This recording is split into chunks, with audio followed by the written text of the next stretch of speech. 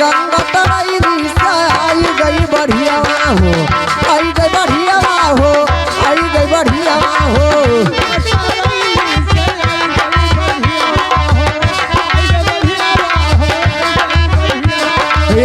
गंगा तराई से आई गई बढ़िया हो, आई गई बढ़िया हो, आई गई बढ़िया हो।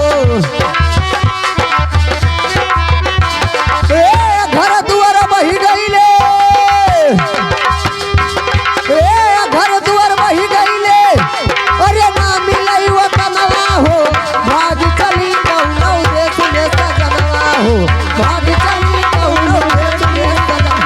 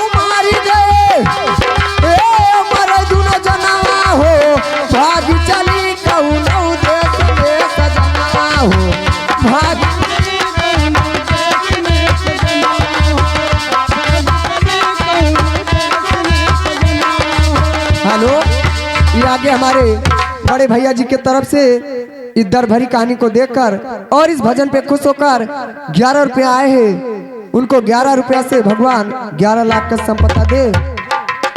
अरे बिचावा में आई गई ले गुआ डांटे सनावा हो, गुआ डांटे सनावा हो, गुआ डांटे सनावा हो।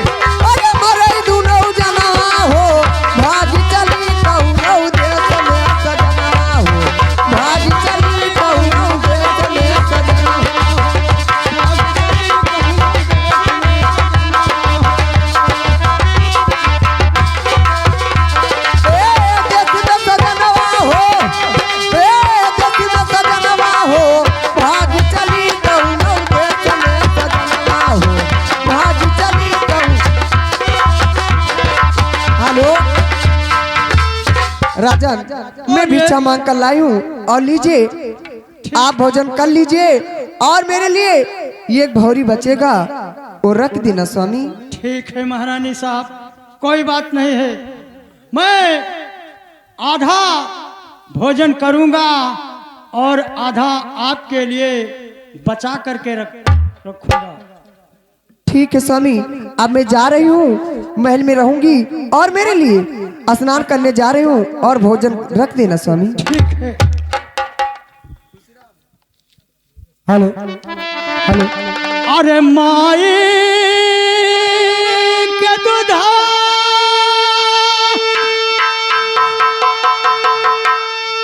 कौन मिठाई नहीं खे वो भागा बड़ा जकर घरवा माई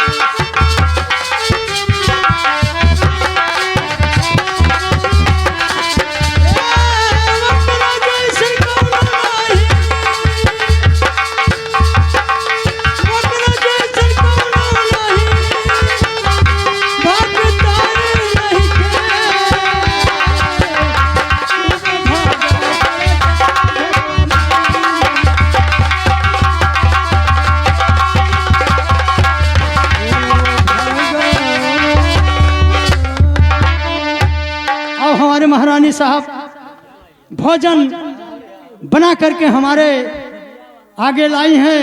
इस भोजन का मैं आधा खाऊंगा और आधा भोजन महारानी के लिए बचा करके रखूंगा। हेलो, अब राजा विक्रमादित्य क्या है? राजा विक्रमादित्य भोजन करने जा रहा है और मैं अपने कुत्ते को ले गए जाऊंगी और राजा विक्रमादित्य से भोजन छीन के लेके चली जाऊंगी। हेलो, चल मेरी माया, अब मैं चलती हूँ और अपने कुत्ते। हेलो, आज मैं अपने कुत्ते को लेके आए हूँ और इस हरामजादे का भोजन छीन के लेके चली जाऊंगी। मैं वही लक्ष्मी हूँ जो राजा विक्रमादित्य से कहा था कि आज इस हरामजादे का भोजन छीन के लेके जाए। आए कुत्ते, इस हरामजादे का भोजन छीन के जल्दी से लेके अंदर चले जा। जल्द से उठा, जल्द चल। हेलो हेलो हेलो, या भगवान, हेलो, या भगवान, मेरे महारानी साहब इस नगर से भीख मांग करके थोड़ा सा आटा ला करके और भोजन बनाकर मुझको लाई और कह दिया कि आधा हमारे के लिए रखे रहना और आधा आपने खा लेना। अब मैंने जैसे ही भोजन खाने के लिए तैयारी बनाया वैसे ही कुत्ता उठा ले गया। या भगवान, अपने महारानी साहब से मैं क्या जवाब दूंगा? हेलो, अरे होई गे हमार, अरे होई गे हमार, अरे सजनवा बैरी होई गे हमार, सजनवा बैरी होई गे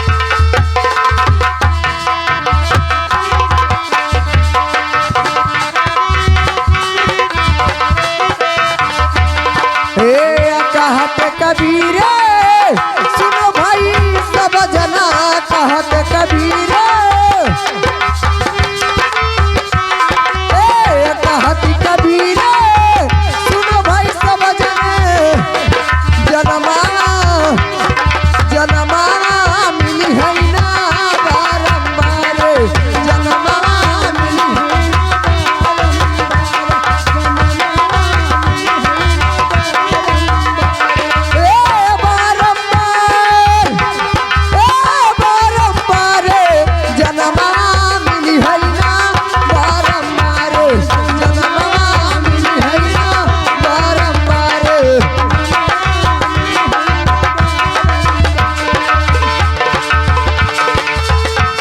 हेलो राजन, ये बताइए आप भौरी को खा चुके?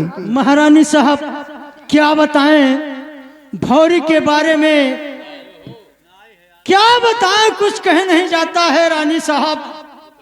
मुझको कहने में शर्म लग रहा है रानी साहब। कहिए स्वामी, लेकिन क्या बात सुनो है? रानी, कहिए। अरे जय साई रानी,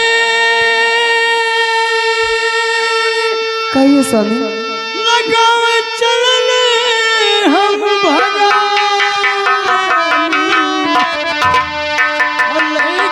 कुकुरा उठाई मोर। ये क्या कहते हो स्वामी?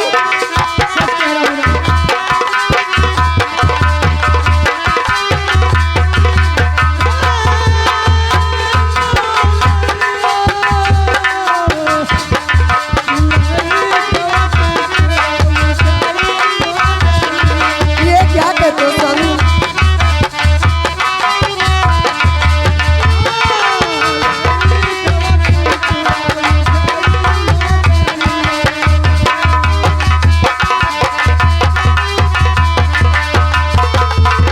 महारानी, कहिए स्वामी। मैंने जैसे ही भोजन करने के लिए तैयारी बनाया, हाँ स्वामी। जैसे ही कुत्ता उठा ले गया रानी। मेरे बात को सुनिए स्वामी। कहिए। अरे सुनो सुनो स्वामी, अरे हमारी बाचनिया हो बालमुआ, ओ तनी सुनो भाई का ये ध्यान हो बालमुआ।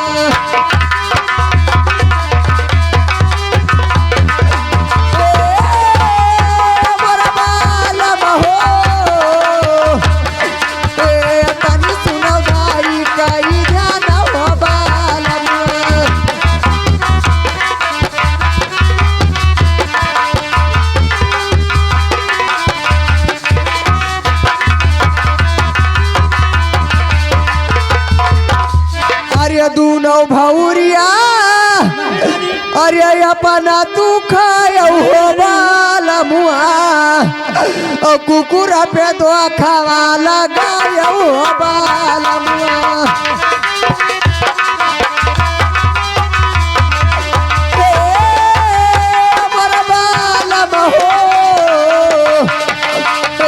कुकुरा पे दो खावा लगाया हो बालमुआ।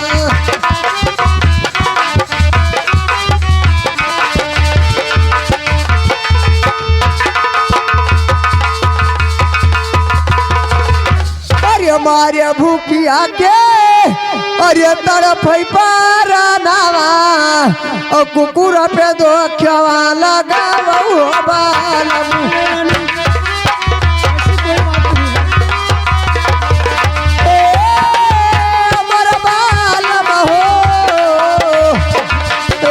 कुकुर पे दो खवा लगावा हो बालमुआ।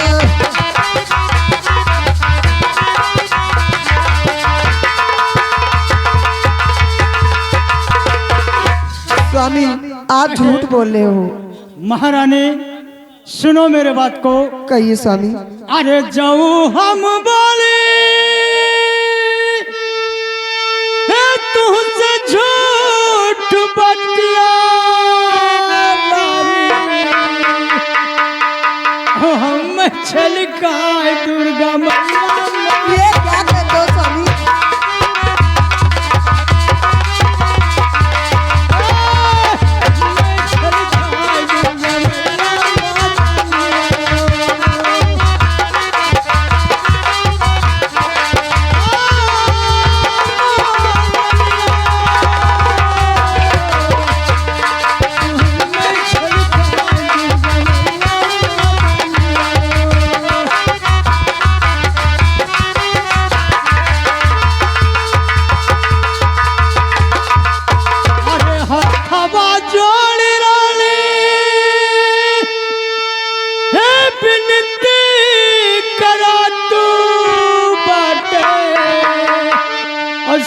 सब हालिया बताई।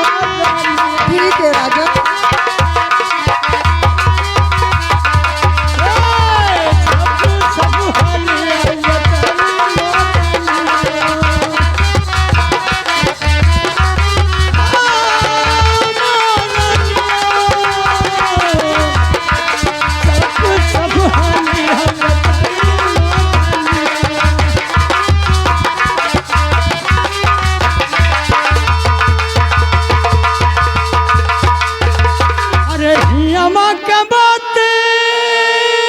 रानी कहिए स्वामी। अरे मत छोड़ी और चलो चली तो साके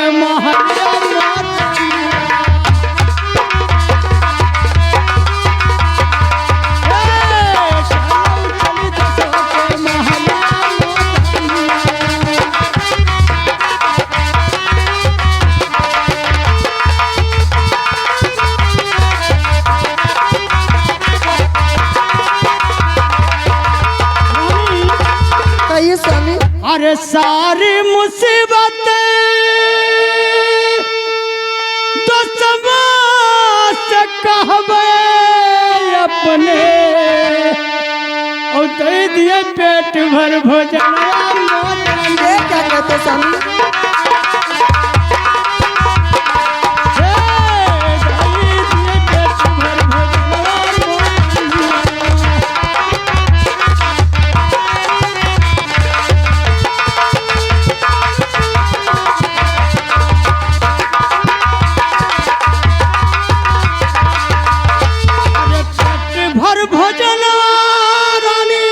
कहिए स्वामी।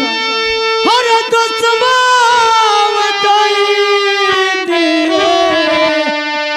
और मिल जाए तन पर कपाल।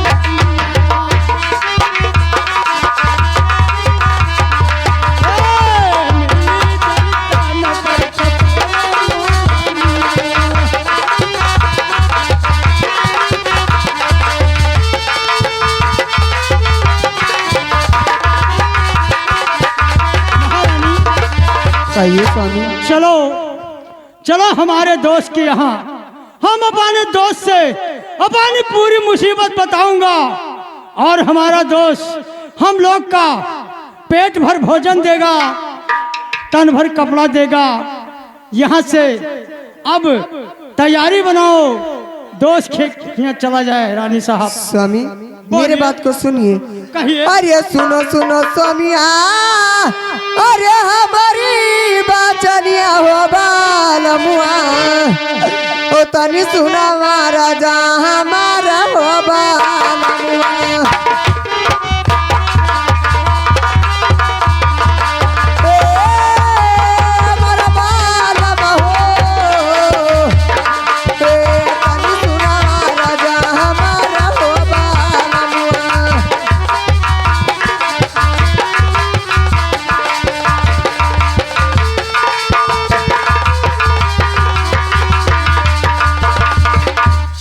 चली चलो स्वामी, अरे हमारे नहीं हरवा हो बालमुआ, और कुछ दिन दीनावा भी तैब हो बालमुआ।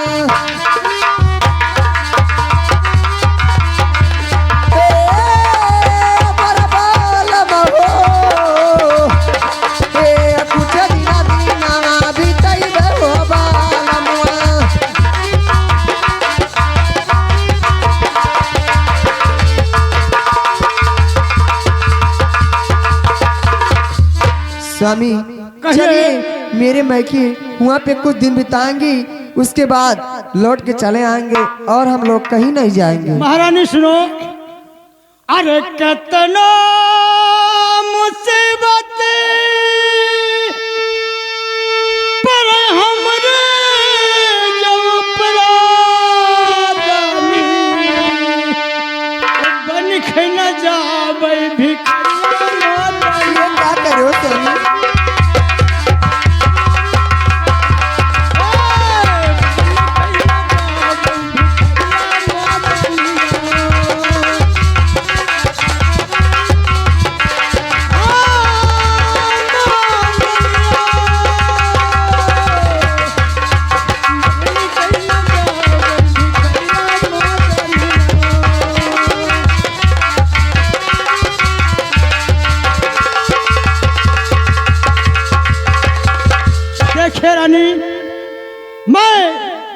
मुसीबत इससे कड़ा का भी कड़ा सह लूंगा, लेकिन इस मुसीबत में नहीं जाऊंगा। जब कोई ना दिन हमारा वही सही आ जाएगा, पहले तब तुम्हारे नहर जाऊंगा, वरना इस भाषा में नहीं जाऊंगा महारानी साहब। ठीक है स्वामी, अगर नहीं मानते हो तो ठीक है, हम लोग चलिए। चलिए रानी साहब।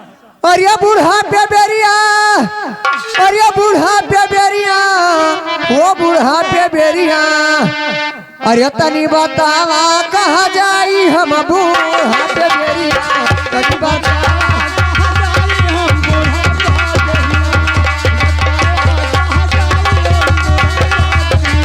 हम बूढ़ा पे बेरिया,